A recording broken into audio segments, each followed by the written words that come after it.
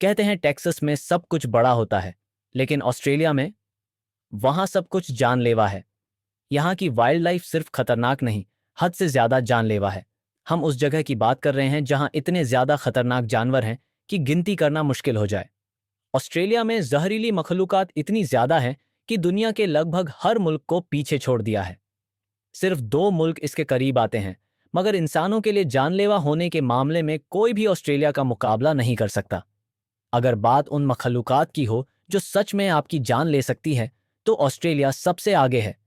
यहाँ दुनिया के टॉप 25 जहरीले सांपों में से 20 पाए जाते हैं, और टॉप 11 में जितने सांप हैं वो सब के सब यहीं मिलते हैं। और जहां ज्यादातर परिंदे शराफत से रहते हैं। ऑस्ट्रेलिया ने दुनिया को दिया कैसोवेरी, एक जिंदा डायनासोर जिसके पैरों में छुरियां हैं और कभी कभी ये लोगों को मार भी देता है। और फिर आती है जानलेवा टीम की बात। नमकीन पानी के मगरमच्छ, ग्रेट व्हाइट शार्क, प्लेट जितने बड़े मकड़ी, और ऐसी जेलीफिश जिससे हल्का सा छूना भी आपको आईसीयू तक पहुंचा सकता है। अब भी नहीं मानते कि ऑस्ट्रेलिया नेचर का मर्डर प्लेग्राउंड है? तो फिर ये ले लीजिए, हाथ जितने बड़े कीड़े, पेड़ों से गिरते पाइन कोन जो लोगों की जान ले लेते हैं, और बोनस के तौर पर पूरे 21वीं सदी की टॉप 3 सबसे बड़ी जंगलात की आगे। हाँ, सब ऑस्ट्रेलिया में हुई। ये लिस्ट तो कभी खत्म ही नहीं होती, लेकिन आप समझ ही गए होंगे। तो ये यकीन करना मुश्किल हो सकता है, मगर आज का ऑस्ट्रेलिया, ये तो उसका सौम्य रूप है। हम सिर्फ डायनासोर की बात नहीं कर रहे, हम बात कर रहे हैं उन हैवानों की जो डायनासोर के बाद यहां घूमते थे। जाइंट लिजर्ड्स, मगरमच्छ जो दौड़ते थे, और ऐसे दरिंदे जो सिर्फ शिकार नहीं करते थे, वो हुकूमत करते थे। और सबसे बड़ा झटका, इतना पीछे भी नहीं जाना पड़ता, क्योंकि कोई 50,000 साल पहले ऑस्ट्रेलिया था अपने सबसे खौफनाक दौर में, बिल्कुल उसी वक्त जब इंसान पहली बार यहां पहुंचा। क्या टाइमिंग थी! उस वक्त सीन पर ममेल्स नहीं थे, रेंगने वाले जानवर थे बॉस। और जिस पल आपने इस सरजमीन पर कदम रखा, आपको एहसास हो जाता था कुछ तो गड़बड़ है। चलो बात करते हैं उस पहले डरावने हैवान की, एक मगरमच्छ जैसी मखलूका। लेकिन वैसी नहीं जैसी तुम सोच रहे हो। ये पानी में छुप कर नहीं बैठता था, ये जमीन पर शिकार करता था। इसका नाम था क्विंकाना। और ये आजकल के मगरमच्छों की तरह लंगड़ा के नहीं चलता था, ये दौड़ता था। ये एक असली मगर अब विलुप्त हो चुकी मगरमच्छ की नस्ल थी, जो जमीन पर तेज दौड़ने के लिए ढल चुकी थी।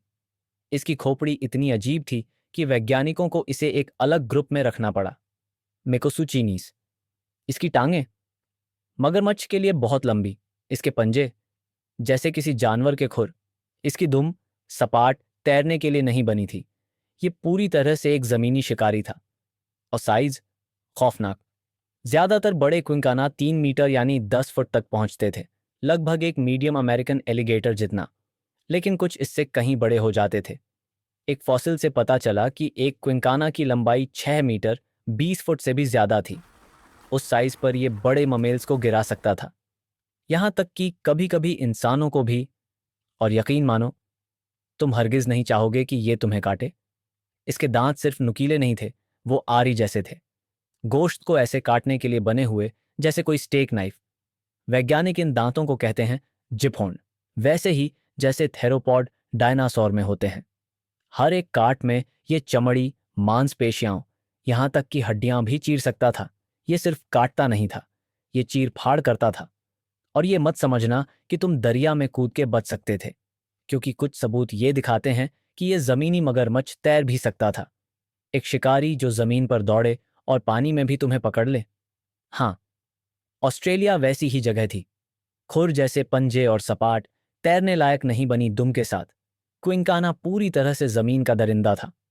और बुरी खबर यह है, ये छोटा बिल्कुल नहीं था। अधिकतर बड़ों की लंबाई 3 मीटर 10 फुट और वजन कोई 440 पाउंड तक था, यानी एक मीडियम अमेरिकन एलिगेटर जितना। बस फर्क ये कि ये दौड़ सकता था। लेकिन ये तो था औसत। एक क्विंकाना की लंबाई लगभग 6 मीटर 20 फुट तक मापी गई। उस साइज में ये सिर्फ शिकार नहीं करता था, ये मिटा देता था। और कभी कभी उसका शिकार इंसान होता था। क्विंकाना के हमले का मतलब था जैसे किसी चलती हुई चेनसॉ में फंस जाना। इसके दांत ब्लेड जैसे दबे हुए और गहराई तक कटने वाले थे। पकड़ने के लिए नहीं बने थे, काटने के लिए बने थे। वैज्ञानिक इन्हें कहते हैं जिपहॉर्न दांत, वैसे ही जैसे रैप्टर्स और थेरोपॉड्स में मिलते हैं। हर काट में ये मांस और चमड़ी को चीर देता था। ये सिर्फ मारता नहीं था, ये टुकड़े कर देता था। और अगर तुम सोच रहे थे कि नदी में कूदकर जान बचा लोगे, तो बिल्कुल नहीं। कुछ सबूत बताते हैं कि ये चीज तैर भी सकती थी। ज्यादा अच्छा नहीं, मगर इतना जरूर कि तुम्हें पकड़ सके। तो जरा सोचो, एक मगरमच्छ जो जमीन पर तुम्हारा पीछा करे, डायनासोर जैसे दांतों से तुम्हें चीर दे, और जब तुम भागो तो पानी में तैरकर भी तुम्हारे पीछे आ जाए। डरावना है ना?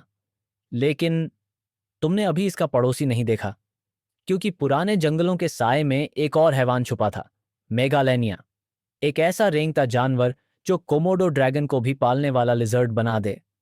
इसका दूसरा नाम है वेरानस प्रिस्कस। ये एक जाइंट मॉनिटर लिजर्ड था, शायद अब तक की सबसे बड़ी जो धरती पर चली।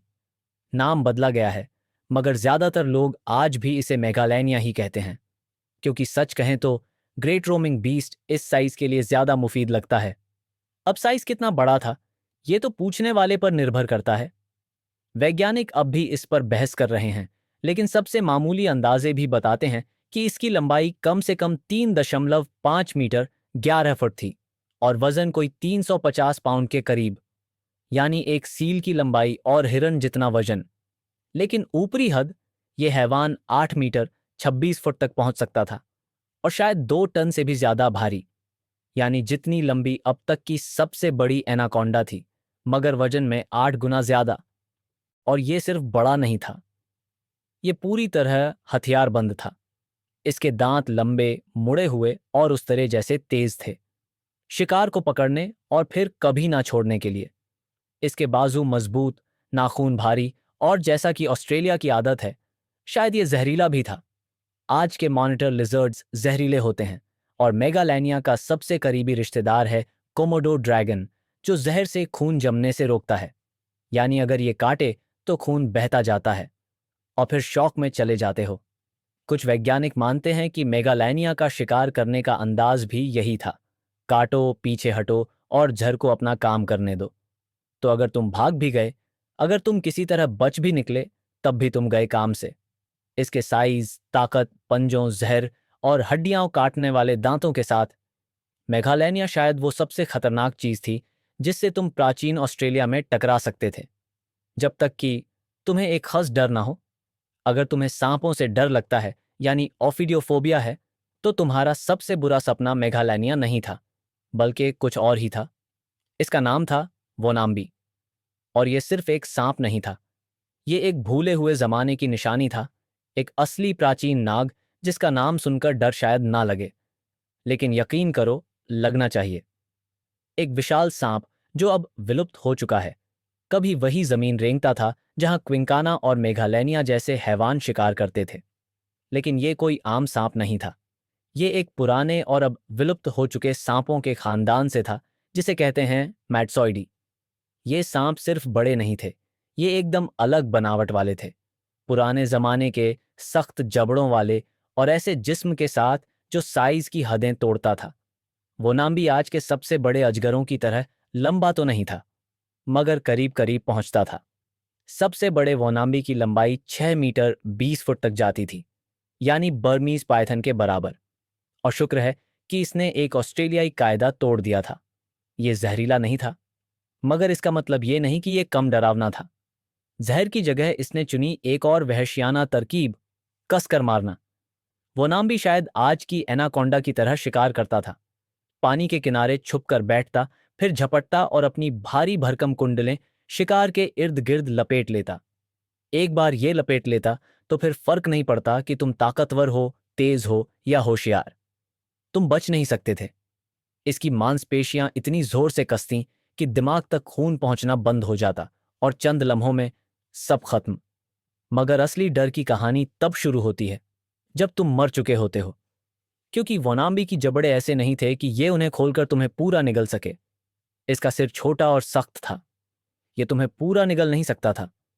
तो फिर ये तुम्हें टुकड़ों में चीरता था, एक एक हिस्सा। इसके नुकीले दांत और ताकतवर जिस्म हड्डियों से गोश्त तक अलग कर देते। कुछ शिकारों को तो ये पेट से चीर डालता। ये सिर्फ मौत नहीं थी, ये कत्ल था। और हैरानी की बात यह है कि वो नाम्बी के हाथों मारे जाना शायद मेघालयनिया या क्विंकाना से ज़्यादा आम था। क्यों? क्योंकि आज भी ऑस्ट्रेलिया के देहाती इलाकों में सांपों के हाथों कसकर मारे जाने की घटनाएं होती हैं। तो जब ऐसे रेंगते दरिंदे जंगल पर राज कर रहे थे, तब ये सवाल उठता है, आखिर ममेल्स ने कैसे जिंदा रहना सीखा? जवाब, वो भी कम डरावने नहीं थे। मिलिए थाइलाकोलियो से, जिसे कहते हैं मार्सुपियल शेर। और नहीं, ये शेर नहीं था। असल में ये कोआला से ज्यादा करीबी था। मगर यकीन मानो, तुम इसे गले लगाने की गलती नहीं करना चाहोगे, क्योंकि थाइलाकोलियो था ऑस्ट्रेलिया का सबसे बड़ा गोश्त खाने वाला ममेल। औसतन इसका साइज यूरोपीय जंगली सुअर जितना होता था। मगर कुछ नमूने ऐसे भी थे जो शेरनी जितने बड़े थे। और ये सिर्फ दिखने में डरावना नहीं था, इसके पांच में कुछ खास ट्रिक्स भी थीं। भले ही इसका दिमाग छोटा था, मगर इसकी खोपड़ी मांसपेशियों के लिए बनाई गई थी, जिसका मतलब था काटने की ताकत, जबरदस्त काटने की ताकत। थाइलाकोलियो भले ही कोआला का रिश्तेदार था, मगर ये कोई मासूम पेड़ लिपटने वाला जानवर नहीं था। और इसका छोटा दिमाग असल में इसकी ताकत था। कम दिमाग, ज्यादा हड्डी, ज्यादा हड्डी, ज्यादा जबड़ों की मांसपेशियां। और इसका मतलब काटने की ताकत एओ।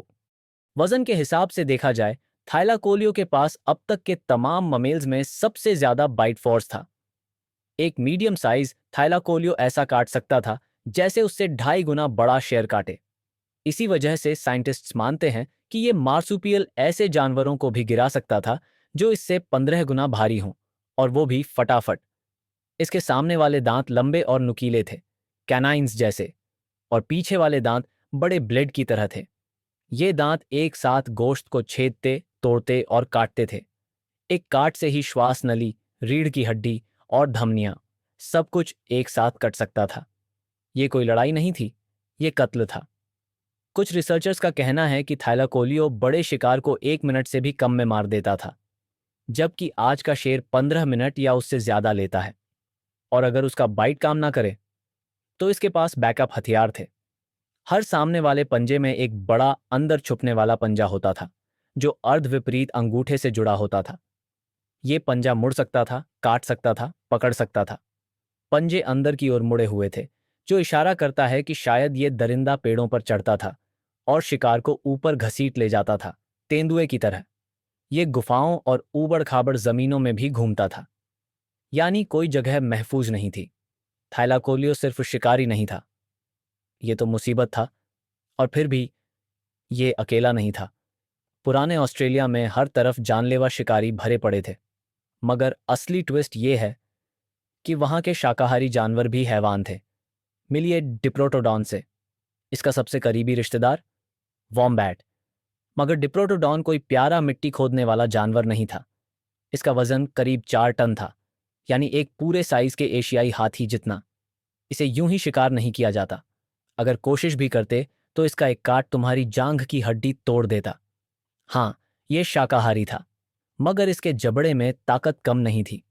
इसके पिछले दांतों में लगभग 11,000 न्यूटन की फोर्स थी। और ये भी अकेला नहीं था, क्योंकि जैसे वॉम्बैट्स बड़े हो गए थे, वैसे ही परिंदे भी। मिलिए जेनियोर्निस से, एक विशाल, उड़ने में नाकाम परिंदा ड्रोमोर्निथिडी खानदान से, जिन्हें कहते हैं थंडरबर्ड्स। ये ऐसे लगते थे जैसे एमू और टैंक का मिला जुला रूप। हालांकि इनका लुक डरावना था, मगर ये शाकाहारी थे। लेकिन इसका मतलब ये नहीं कि ये बेबस थे। जेनियोर्निस की कद 2 मीटर से भी ऊंची होती थी, यानी ज्यादातर इंसानों से लंबा, और वजन 250 किलो से ज्यादा। इनकी हड्डियां मोटी, टांगें मजबूत, और अगर कोई शिकारी पास आता तो ये अपना वजन पूरी ताकत से फेंक सकते थे। और एक तेज चोंच और नाखूनों के साथ जेनियोर्निस को अपनी जान की लड़ाई लड़ने में कोई दिक्कत नहीं थी। तो हाँ, प्राचीन ऑस्ट्रेलिया कोई सैर सपाटे की जगह नहीं थी। आज जिन जिन खतरनाक मखलूकात को तुम जानते हो, मगरमच्छ, मकड़ी, शार्क, वो सब उस जमाने में भी थीं। और भी बहुत कुछ। वहां विशाल कछुए थे, पलिमनार्कस जैसे, और मगरमच्छ, और वो जंगल की आग और सूखे जो धरती को तबाह कर देते थे। ये एक बेरहम, अफरातफरी भरी दुनिया थी। लेकिन फिर भी इंसान जिंदा रहा। नहीं, सिर्फ जिंदा नहीं रहे, हम फले फूले। हमने इन हैवानों का शिकार किया, हम ढल गए, हमने फतह हासिल की। और जब सब थमा तो एक ही शिकारी बाकी बचा। हम देखने का शुक्रिया, और अगली बार तक मिथिकल बीस्ट पर फिर मुलाकात होगी।